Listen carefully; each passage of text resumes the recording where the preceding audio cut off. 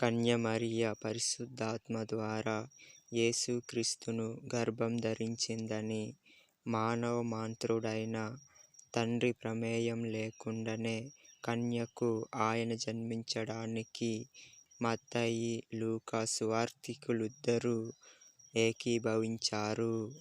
యేసు కన్యకు జన్మించాడన్న సిద్ధాంతాన్ని ఆధునిక వేదాంతాలు అనేక సంవత్సరాలుగా వ్యతిరేకిస్తున్నారు.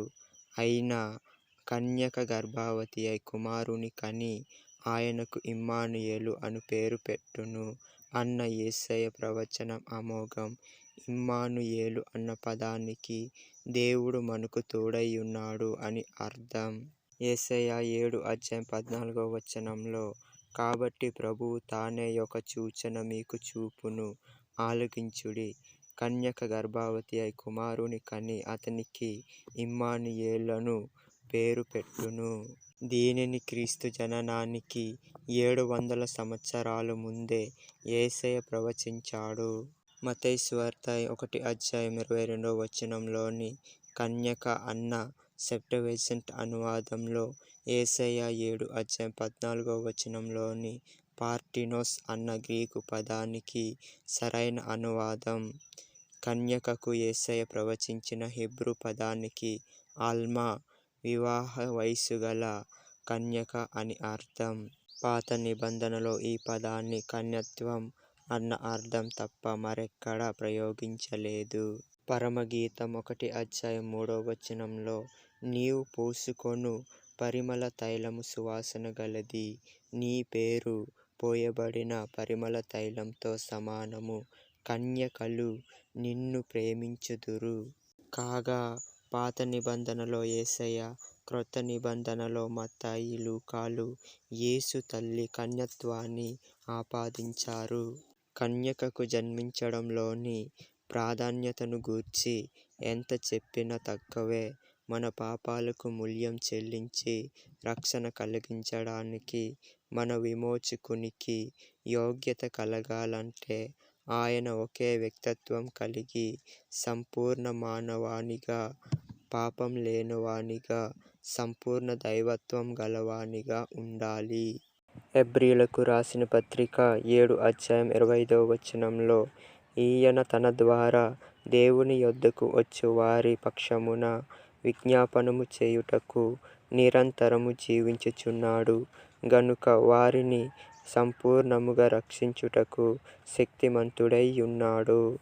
కన్యకకు జన్మించడంలో ఈ 3 అవసరతలు తీరాయి. నెంబర్ 1 ఆయన మానవునిగా జన్మించాలంటే ఒక స్త్రీకి పుట్టటమే ఏకైక మార్గం. నెంబర్ 2 ఆయన పాపం లేనివానిగా ఉండాలంటే పరిశుద్ధాత్మ ద్వారా మాత్రమే గర్భధారణ జరగాలి. మత్తయి సువార్త 1:20 నీ భార్య అయిన మరియను చేర్చుకొనుటకు భయపడకుము, ఆమె గర్భము ధరించినది పరిశుద్ధాత్మ వలన కలిగినది, ఆమె ఒక కుమారుని కనును.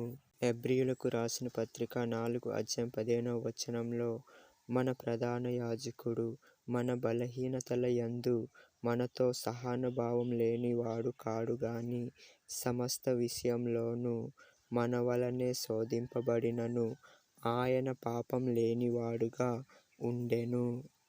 నెంబర్ 3 ఆయన దైవత్వం గలవాడుగా ఉండాలంటే ఒకే ఒక మార్గం, దేవుడే ఆయనకు తండ్రిగా ఉండాలి.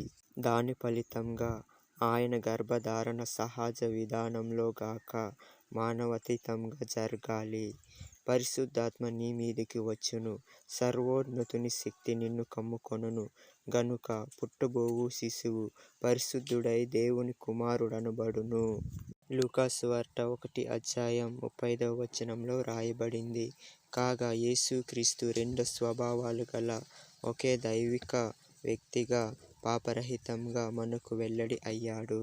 యేసు మానవునిగా జీవించి శ్రమ పొందటం వలన మన బలహీనతకు సానుభూతి చూపించగలడు.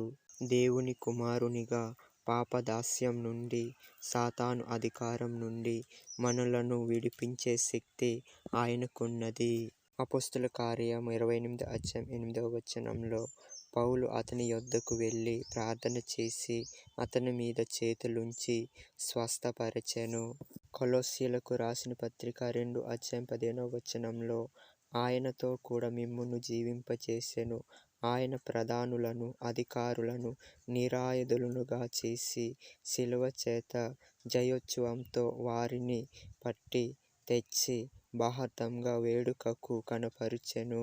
దైవత్వం గలవానిగా, పాపం లేనివానిగా ఆయన అందరు మానవుల పాపాల నిమిత్తం బలి అర్పణగా ఉపయోగపడటానికి దేవుని దగ్గరకు వచ్చిన వారి నిమిత్తము ప్రధాన యాజకునిగా విజ్ఞాపన చేయడానికి యోగ్యత గలవాడు.